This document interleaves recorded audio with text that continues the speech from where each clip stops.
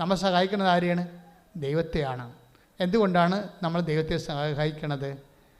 ഇപ്പം എന്തുകൊണ്ടാണ് നമ്മൾ ദൈവത്തെ സഹായിക്കണത്? അത് ഇൻ്റലിജൻ്റ് ക്വസ്റ്റ്യനാണിത്. ഉടമ്പടിയിൽ എന്തുകൊണ്ടാണ് നമ്മൾ ദൈവത്തെ സഹായിക്കണത്?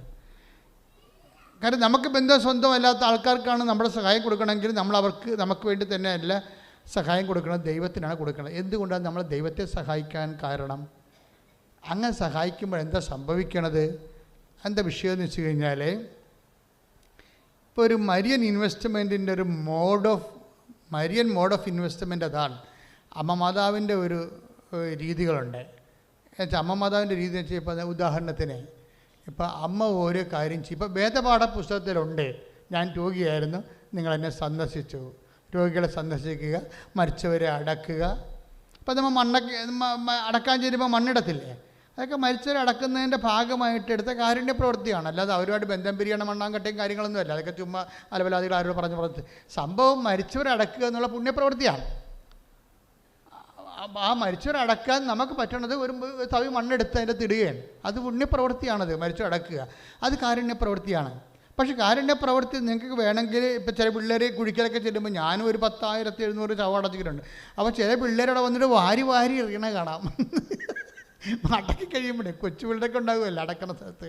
അപ്പോൾ അവർ ആ കുഴിക്കാനുള്ള മണ്ണ് വാരി ഇടും. അവർക്ക് എന്ത് വല്ല പൊത്തും പോലെ ഉണ്ട്. ഇങ്ങനെയും നമുക്ക് കാരുണ്യ പ്രവൃത്തി ചെയ്യാം. മനസ്സിലായില്ല? മരിച്ചവരെ അടക്കുന്ന പോലെ വാരി ഇടാം. അതല്ല, അങ്ങനെയുള്ള അഭ്യാസങ്ങളല്ല സംഭവം. മരിയൻ മോഡ് ഓഫ് ഇൻവെസ്റ്റ്മെൻ്റ് എന്ന് പറയണത്, ഇപ്പം അമ്മ യേശുവിനെ സ്വീകരിക്കാനും യേശുവിനെ കൊടുക്കാനും ഒരു മരിയൻ മെത്തേഡ് നമ്മൾക്ക് നമ്മുടെ മുമ്പിൽ കൊണ്ടുവന്നിട്ടുണ്ട്. എന്താ കാര്യം? എന്ത് ഇൻവെസ്റ്റ്മെൻറ്റ് നടത്തുന്ന സമയത്തെല്ലാം ഇവരെന്നാ ഈ പെട്രോൾ അടിക്കുന്ന സ്ഥലത്ത് മൊബൈൽ ഓഫ് ചെയ്യാൻ പറയത്തില്ലേ? അല്ലേ? പെട്രോൾ അടിക്കുന്ന സ്ഥലത്ത് നമ്മൾ മൊബൈൽ ഓഫ് ചെയ്യാൻ പറയും. ഇതുപോലെ ഇന്ധനം നിറക്കുന്ന സമയത്തൊക്കെ അമ്മ നിശബ്ദയായിരിക്കും. പവർ അടിക്കുന്ന സമയത്തേ അമ്മ നിശബ്ദയായിരിക്കും. ബൈബിൾ എന്താ പറയണത്? ഹൃദയത്തിൽ സംഗ്രഹിച്ചെന്നാണ് പറയണത്. ഇന്ധനം നിറയ്ക്കണം നടത്താം, പവർ ആർജിക്കുകയാണ്. അമ്മ ഒന്നാമത്തെ ഇവർ ബോധജ്ഞാനത്തിന് സിംഹാസനമാണ്. നിങ്ങൾക്ക് ഇവിടെ തോന്നുന്നുണ്ടാവും ഉടമ്പടി ഇത്രയും ഇടിവെട്ട് കത്താൻ കാര്യം ഇടിവെട്ട് സ്പിരിച്വാലിറ്റിയാണ്, മരിയ സ്പിരിച്വാലിറ്റിയാണ്. എന്താ കാര്യം? ഇവർ ഇന്ധനം നിറക്കണ സമയമൊക്കെ അവർക്ക് നല്ലവണ്ണം അറിയാം. അവരവിടെ പിച്ചുമ്പയും പറഞ്ഞ് എന്നോട് അങ്ങനെ ചെയ്തില്ലേ, എന്നോട് പറഞ്ഞത് യാക്കോബിൻ്റെ ഗോത്രത്തിൽ വലിയവനായിരിക്കും, ദാവീദിനെ സിംഹാസനം തരും, ആനക്കൂനെന്നൊക്കെ പറഞ്ഞിട്ട് ഇപ്പോൾ കാലത്തൊടുത്താണല്ലോ കിട്ടിയത്. അങ്ങനെ ഡയലോഗൊന്നും ഫിറ്റ് ചെയ്യാതെ മര്യാദയ്ക്ക് ഇന്ധനം ആ സമയത്ത് അപ്പൻ പറഞ്ഞ കാര്യങ്ങളും മൗനമായിട്ട് സ്നേഹത്തോടെ. ഇവിടെയാണ് പ്രോബ്ലം. കാറ്റക്കിസം പുസ്തകം വായിച്ചാൽ നമ്മളാരും വിശുദ്ധരാകത്തില്ല. മരിയം പുസ്തകം വായിക്കണം. കാറ്റക്കിസം പുസ്തകത്തിലെ കാരുണ്യ പ്രവൃത്തികൾ സാങ്കേതികമായിട്ടാണ് കിടക്കുന്നത്. പക്ഷേ മരിയം പുസ്തകത്തിലെ അമ്മ ഇതെങ്ങനെ ചെയ്തത്? അമ്മ ആ ജോലി ചെയ്തത് out of love, out of faith, out of fidelity, out of commitment. 4 കാര്യങ്ങളിലാണ് അമ്മ ഇത് ചെയ്തിരിക്കുന്നത്. ഉടമ്പടിയുടെ ഓരോ കാര്യങ്ങളും അമ്മ ചെയ്ത പോലെ ചെയ്യണം. അപ്പോഴാണ് ഈ സംഭവം പാറമേൽ കയറ്റി നിർത്താൻ പറ്റണത്. അപ്പോഴാണ് ചിറകടിക്കണത്. മനസ്സിലായില്ലേ? ഇതിന് ടെക്നിക്കാലിറ്റി മനസ്സിലാക്കണം. എന്ന് വെച്ച് കഴിഞ്ഞാൽ അമ്മ എന്താ ചെയ്തത്?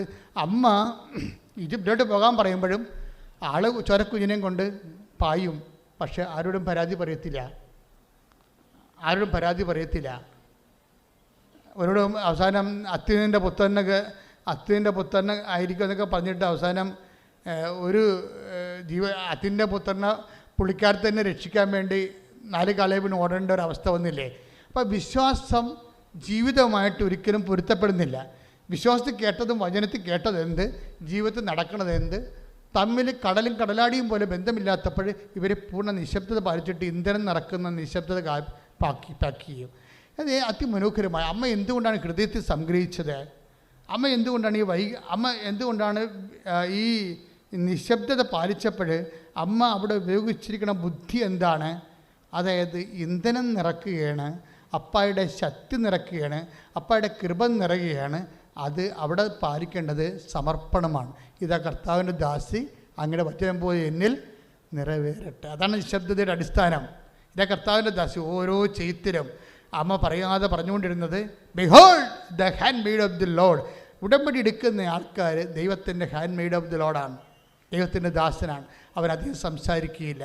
എൻ്റെ ദാസൻ സംസാരിക്കത്തില്ലെന്ന് പറഞ്ഞില്ലേ?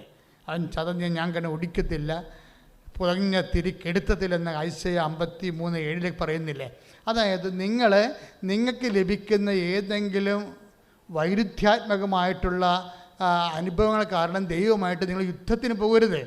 It is nonsense, it is emotional.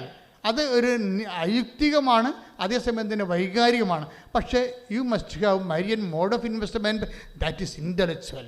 നിങ്ങൾക്ക് മാതാവിനെ പോലെയുള്ള ഒരു നിക്ഷേപ മാനസികാവസ്ഥ ഉണ്ടാകണം, അത് ബുദ്ധിപരമാണ്. എന്താണ്? ഇപ്പം തന്നെ 119 സങ്കീർത്തനം 11 വാക്യം വായിക്കുക, ശ്രുതികട്ടെ.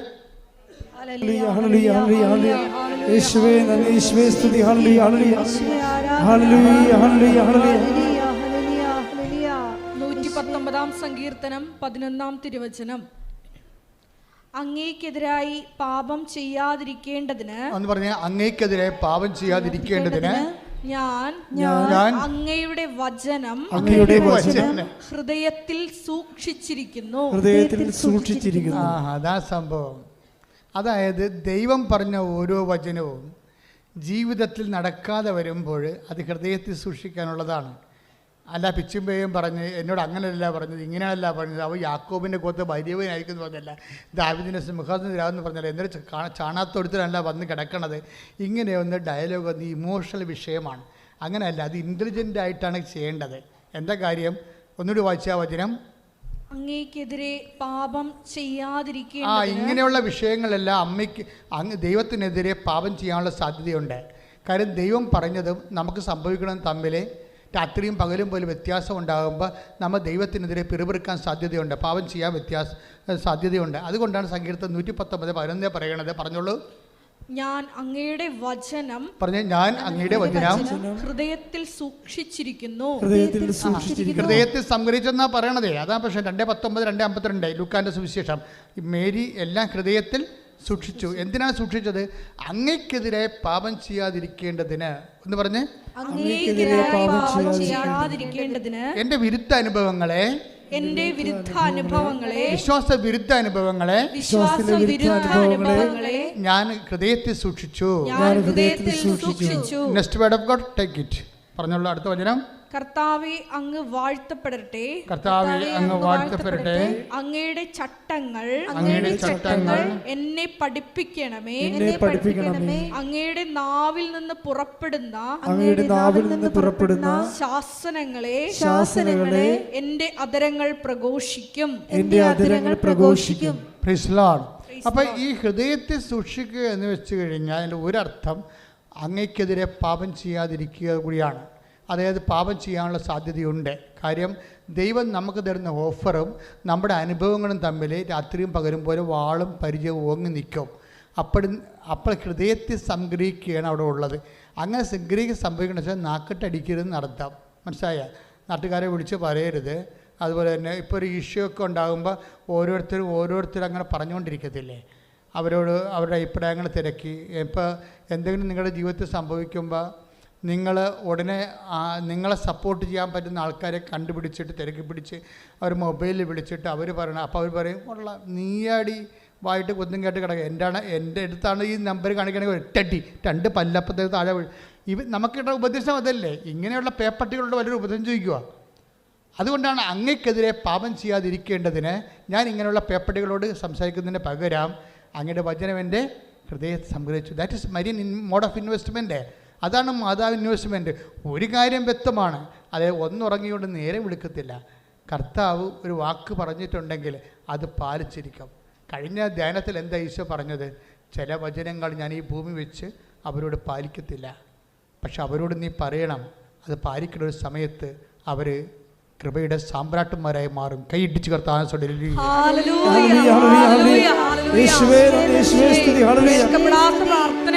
എല്ലാവരും എഴുന്നേൽക്കുക. രോഗസൗഖ്യ പ്രാർത്ഥനയുടെ സമയമാണ്. എൻ്റെ മക്കളെ, 10,000 സൗഖ്യം പ്രാപിച്ച ഒരിടമാണ്. 10,000 ആരാധന നടന്ന മാതാ ജീവനോടെ പ്രത്യക്ഷപ്പെട്ട ലോകത്തിലെ എല്ലാ ദിവസവും സാക്ഷ്യം കേൾക്കുന്ന ഒരു സ്ഥലത്താണ് നിങ്ങളെ ദൈവം എത്തിച്ചിരിക്കുന്നത്. അപ്പോൾ തീർച്ചയായിട്ടും നിങ്ങളുടെ കണ്ണുനീരിന് ഇവിടെ അറുതി ഉണ്ടാകും. അതിന് താമസം വരത്തില്ല. എൻ്റെ മക്കൾ അച്ഛൻ്റെ വചനങ്ങൾ കേട്ടിട്ട് അതനുസരിച്ചൊന്ന് ജീവിതം ഒന്ന് പുനഃക്രമീകരിച്ചാൽ മതി. ഞാൻ സ്വന്തമായിട്ട് ഉണ്ടാക്കി ഒന്നും പറഞ്ഞിട്ടില്ല. എന്നോട് പറഞ്ഞതും പ്രാർത്ഥിച്ചപ്പോൾ ദൈവം ചൂണ്ടിക്കാണിച്ചു തന്നതും ദൈവത്തിൻ്റെ വഴികളാണ് നിങ്ങൾ കേട്ടത്. അതുകൊണ്ട് തന്നെ ഈ വചനം കേട്ടുകഴിയുമ്പോൾ ആണ് കർത്താവ് എപ്പോഴും രോഗശാന്തി നടത്തുന്നത്. കർത്താവ് ജീവിച്ചിരുന്ന ശരീരത്തിലുണ്ടായിരുന്ന കാലത്ത് എപ്പോഴെല്ലാം വചനം പ്രഘോഷിച്ചു കഴിഞ്ഞ് കർത്താവ് രോഗശാന്തി നടത്തുമായിരുന്നു. അപ്പോൾ അത് ദൈവത്തിൻ്റെ വചനം കേട്ട് വിശ്വാസം നിറഞ്ഞ ഒരു ജനങ്ങളിലാണ് കർത്താവ് സൗഖ്യം നൽകുന്നത്. എൻ്റെ മക്കൾ രോഗമുള്ളിടത്തെല്ലാം കൈകൾ വെക്കുക. ഓൺലൈനിലുള്ളവർ അങ്ങനെ തന്നെ ചെയ്യുക. രോഗമുള്ളിടത്ത് കൈകൾ വെക്കുക.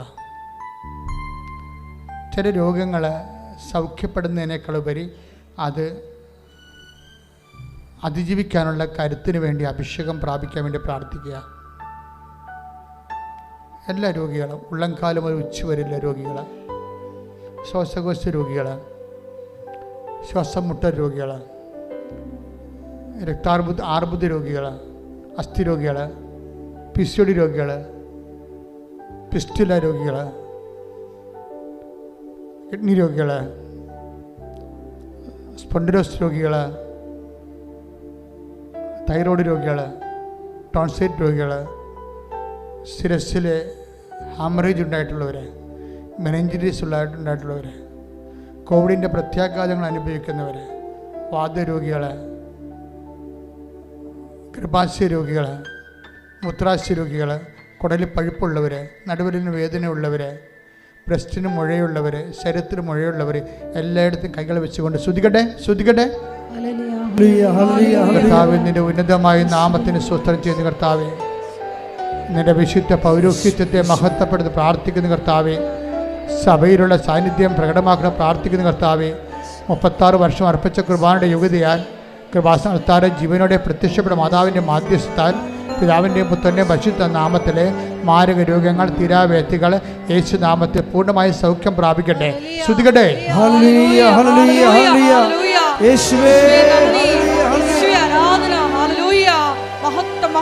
മക്കളെ, ഈ മണ്ണ് നിങ്ങളുടെ കണ്ണുനീര് ഏറ്റുവാങ്ങാൻ വേണ്ടി ദൈവം സൃഷ്ടിച്ചെടുത്തൊരു മണ്ണാണ്. എന്താ അങ്ങനെ പറയാൻ കാരണം വെച്ച് കഴിഞ്ഞാൽ, ഓരോ മനുഷ്യന്മാരും കണ്ണുനീർ തുടച്ച് സാക്ഷ്യം പറയുന്ന അത് കേൾക്കുമ്പോൾ തന്നെയൊക്കെ മനസ്സിലാകും മനുഷ്യൻ്റെ എല്ലാവിധ വേദനകളും. ഇപ്പോൾ നമ്മൾ പ്രാർത്ഥിക്കാൻ പോകുന്നത് ജോലിയില്ലാത്തവർക്ക്, സർവീസ് പ്രോബ്ലം ഉള്ളവർക്ക്, റവന്യൂ റിക്കവറി വരാൻ പോകുന്നവർക്ക്, അതുപോലെ തന്നെ യാത്രയിലാകാൻ പോകുന്നവർക്ക്, പരീക്ഷയിലാകാൻ പോകുന്നവർക്ക്, അങ്ങനെ ജോലി സംബന്ധമായ, വസ്തു സംബന്ധമായ, ജീവിത സംബന്ധമായ എല്ലാ കാര്യങ്ങളും, വീടില്ലാത്തവർക്ക്, അങ്ങനെ നിങ്ങളെ ബാധിക്കുന്ന എല്ലാ വിഷയങ്ങളും, ഉടമ്പടി നിങ്ങൾ വെച്ചിരിക്കുന്ന കാര്യങ്ങൾ, ഉടമ്പടി പുതുക്കാൻ പോകുന്ന കാര്യങ്ങളെല്ലാം കർത്താവിൻ്റെ ഇടിമിന്നൽ പോലെ ഇടപെടലുണ്ടായി നിങ്ങൾക്കെല്ലാം സാക്ഷ്യം പറയാൻ വേണ്ടി ശ്രുതികട്ടെ.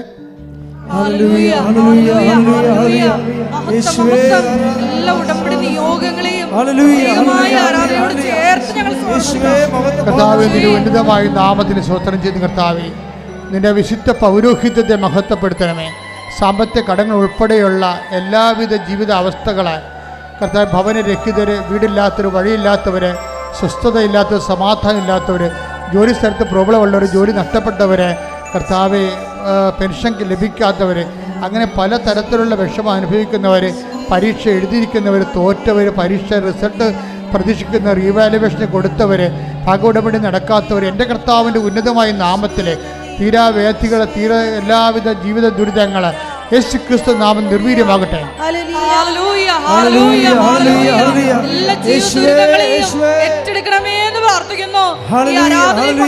കണ്ണുനീരോട് പ്രാർത്ഥിക്കുന്ന എല്ലാ മക്കളെയും സ്പർശിക്കണമേ എന്ന് പ്രാർത്ഥിക്കുന്നു. ഇരിക്കുക. അവസാനം ഒരു 5 മിനിറ്റ് തരാം. അപ്പം മുട്ടി നിന്നാൽ മതി.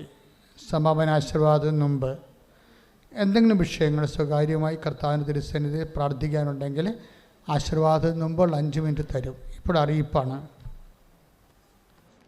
കൃപാസനത്തിൽ എല്ലാ ദിവസവും ഉടമ്പടി എടുക്കുവാനും ഉടമ്പടി പുതുക്കുവാനും സാക്ഷ്യം പറയുവാനുള്ള അവസരം ഉണ്ടായിരിക്കുന്നതാണ്. മുമ്പിൽ സമയമില്ലാത്ത എല്ലാ വിഷയങ്ങളും രേഖയുണ്ടെങ്കിൽ അച്ഛനവരെ കണ്ട് പ്രാർത്ഥിക്കാനും ബ്ലസ് ചെയ്യാനും അവസരമുണ്ടാകും. അപ്പോൾ നിങ്ങളുടെ വിഷയത്തിൻ്റെ എമർജൻസി കാണിക്കുന്ന രേഖ കൊണ്ടുവരണം. ഉടമ്പടി പുതുക്കിയതായിരിക്കുമോ അല്ലെങ്കിൽ ഉടമ്പടി എടുത്തതോ ആയിരിക്കണം. എല്ലാ ദിവസവും വിദ്യാർത്ഥികൾക്കും നമ്മുടെ ഹോൾ ടിക്കറ്റ് ഉണ്ടെങ്കിൽ പരീക്ഷാ പ്രാർത്ഥന ലഭിക്കുന്നതായിരിക്കും. പ്രൊഫഷണൽസിന് നിങ്ങളിവിടെ രോഗികളെയും കൊണ്ട് വരുന്ന ദിവസം അച്ഛനെ കാണാൻ നിർബന്ധമുള്ളവർ അച്ഛനുണ്ടോ ഇല്ലയോ എന്നറിയാൻ വേണ്ടി, നിങ്ങൾ വരുന്ന ദിവസം അച്ഛനുണ്ടോ ഇല്ലയോ എന്നറിയാൻ വേണ്ടി 9447285400 വിളിക്കുക. പിന്നെ അന്യ സംസ്ഥാനങ്ങളിൽ നിന്ന് വരുന്നവർക്കും അന്യ ദേശങ്ങളിൽ നിന്ന് വരുന്നവർക്കും കൃപാസനത്തിൽ സുരക്ഷിതമായി വന്ന് താമസിച്ച് പ്രാർത്ഥന കൂടുന്നതിനായിട്ട് അവർക്ക് 5 വർഷത്തേക്ക് ഒരു മുറി കൊടുക്കും. 4 ദിവസം 5 വർഷത്തേക്ക് ഒരു വർഷം 4 ദിവസം വെച്ച് ഫ്രീ ആയിട്ട് ഒരു മുറി കൊടുക്കുന്നതാണ്. അതിനു വേണ്ടിയുള്ള പ്രോജക്റ്റിന് 94 47 69 68 15 നമ്പർ വിളിക്കുക.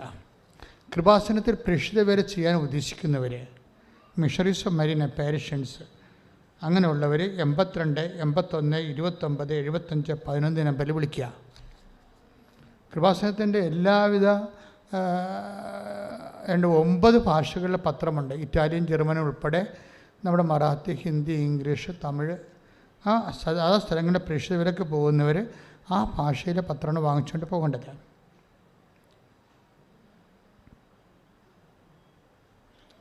കൃപാസനത്തിൽ നിന്ന് സാമ്പത്തിക നിങ്ങളിൽ നിന്ന് ഇപ്പം നമ്മളുടെ തന്നെ ഐഡിയൊക്കെ അടിച്ചു മാറ്റിയിട്ട് ചില ആൾക്കാർ കൃപാസനത്തിൽ നിന്നാണെന്നും പറഞ്ഞുകൊണ്ട് നിങ്ങളോട് സാമ്പത്തിക സഹായം ചോദിക്കുന്നു. അപ്പം അത് ഹാക്കേഴ്സ് ചെയ്യുന്ന പരിപാടിയാണ്. അപ്പം അങ്ങനെ ഒരിക്കലും ഒരു സാമ്പത്തികമായിട്ട് ഒരു കമ്മിറ്റ്മെൻറ്റും ഇല്ല. നിങ്ങൾ ഇവിടെ തന്നെ നോക്കിയാൽ മനസ്സിലാവും ഇവിടുത്തെ അവസ്ഥകൾ എന്താ. അങ്ങനെ ആർക്കെങ്കിലും സാമ്പത്തികം കൊടുക്കണമെന്നുണ്ടെങ്കിൽ അവർ ഫൈനാൻസ് സെക്രട്ടറി കണ്ടിട്ട് പൈസ കൊടുത്തിട്ട് രേഖ എഴുതി വാങ്ങിക്കണം. രേഖ എഴുതി വാങ്ങിക്കാത്ത, കൃപാസനത്തിൻ്റെ ലെറ്റർ പാഡിൽ അല്ല രസീത് ബുക്കിൽ ഒപ്പിട്ട് വാങ്ങിക്കാത്ത ഒരു സഹായവും ആർക്കും ഇവിടെ വെച്ച് കൈമാറരുത്. അതൊന്നും കൃപാസനത്തിൽ ലഭിക്കത്തില്ല. അതെപ്പോഴും ആളറിയാതെ നിങ്ങളൊന്നും കാര്യങ്ങൾ ചെയ്യരുത്. നിങ്ങൾക്ക് ചിലപ്പോൾ ആരെങ്കിലും കൊടുത്ത് തുലച്ചിട്ട് പോകാൻ ഉദ്ദേശിക്കുക, അത് ദൈവത്തിന് അത് പ്രയോജനം ഉണ്ടാകത്തില്ല. അപ്പോൾ നിങ്ങൾ ചോദിക്കണം, രസീത് തരണമെന്ന് പറയണം. അല്ലെങ്കിൽ ആ വാങ്ങിക്കുന്നവരുടെയും കുടുംബം മുടിഞ്ഞു പോകുകയുള്ളൂ, നിങ്ങളുടെ പൈസ വാങ്ങിച്ചടിച്ച് മാറ്റുന്നവരെ. അപ്പോൾ അതെല്ലാം ശ്രദ്ധിച്ച് വേണം കൈകാര്യം ചെയ്യാൻ. ആരൊക്കെ കയറി ഓഫീസിൽ ഇരിക്കണമെന്ന് അറിയത്തില്ല. തിരക്കൊക്കെ ഉണ്ടാകുമ്പോൾ ഓരോരുത്തർ കയറ്റിയിരുത്തും. ചിലപ്പോൾ അവർക്കൊക്കെ നിങ്ങൾ പൈസ കൊടുത്തിട്ട് കൃപാസനത്തിൻ്റെ ആൾക്കാരാണെന്ന് വിചാരിക്കും. ആൾക്കാരാണ്. നിങ്ങൾക്ക് ഉടനെ ചെയ്യേണ്ടത് രസീത് തരാൻ പറയണം. അത് ഫൈനാൻസ് സെക്രട്ടറിയാണ് രസീത് തരേണ്ടത്. അപ്പോൾ നിങ്ങൾ ഫൈനാൻസ് സെക്രട്ടറി ആണോ എന്ന് ചോദിക്കണം. അതാണ് വിഷയം. അപ്പം അതിന് കൃത്യമായിട്ട് ദൈവത്തിന് കൊടുക്കേണ്ട കാര്യം ദൈവത്തിന് കൊടുക്കണം. പക്ഷേ ഞങ്ങൾ ഇതിൻ്റെ പേരിൽ ചോദിക്കുകയോ പൈസ ചോദിക്കുകയോ അങ്ങനെ ഒരു വിഷയം ഒരിക്കലും ഉണ്ടായിട്ടില്ല, ഇനി ഒരിക്കലും ഉണ്ടാകത്തില്ല. ഇവിടുത്തെ ഒരു സാമ്പത്തിക സെറ്റപ്പ് നിങ്ങൾക്ക് മനസ്സിലാക്കിയാൽ മതി. ഒരു സ്വസ്ത്രക്കാഴ്ച പോലും എടുക്കണില്ല, ഒരു കുർബാന പണം പോലും എഴുതി വെച്ചിട്ടില്ല. ഇതൊക്കെയാണ് ഇവിടുത്തെ രീതികൾ. അപ്പം അതുകൊണ്ട് ഇങ്ങനെ ആരെങ്കിലും ഞങ്ങളെ കൃപാസനം വെച്ച് മുതലാക്കുന്നുണ്ടെങ്കിൽ ആ സാത്താൻ്റെ പ്രവർത്തനം നിങ്ങൾ തിരിച്ചറിയണമെന്നാണ് എൻ്റെ അപേക്ഷ. ലോകത്തിൽ എവിടെ ഇരുന്നും അമ്മയുടെ മുമ്പിൽ തിരിതെളിച്ച് പ്രാർത്ഥിക്കാൻ www.kripasanam.com ലെറ്റക്കാൻ്റെ പെരക്കസിട്ട് പ്രാർത്ഥിക്കാവുന്നതാണ്. എല്ലാവരും മുട്ടേ നിൽക്കുക. സമാപന ആശീർവാദത്തിൻ്റെ സമയമാണ്. 5 മിനിറ്റ് ഇവിടെ നിശബ്ദ പ്രാർത്ഥനയുടെ സമയമാണ്. നിങ്ങൾ ഉടമ്പടി ചെയ്ത വിഷയങ്ങൾ,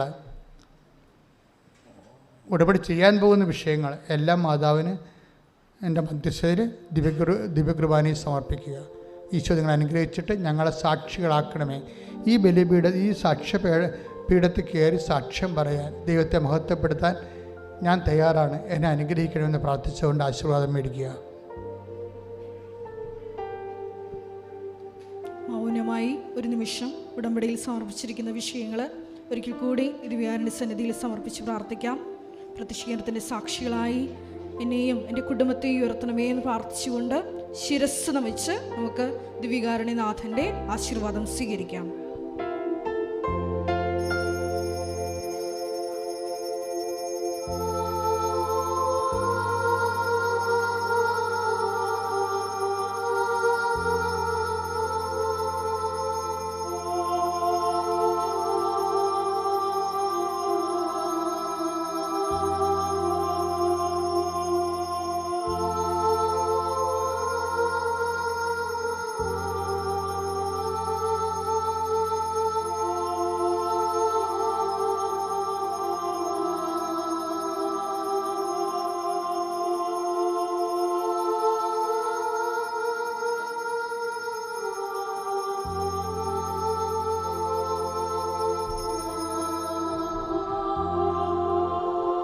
പരിശുദ്ധ പരമമാ ദിവ്യകാരുണ്യമേ, ഇന്നും എന്നും അങ്ങേയ്ക്കാരാധന. പരിശുദ്ധ പരമമാ ദിവ്യകാരുണ്യമേ, ഇന്നും എന്നും അങ്ങേയ്ക്കാരാധന. പരിശുദ്ധ പരമമാ ദിവ്യകാരുണ്യമേ, ഇന്നും എന്നും അങ്ങേയ്ക്കാരാധന.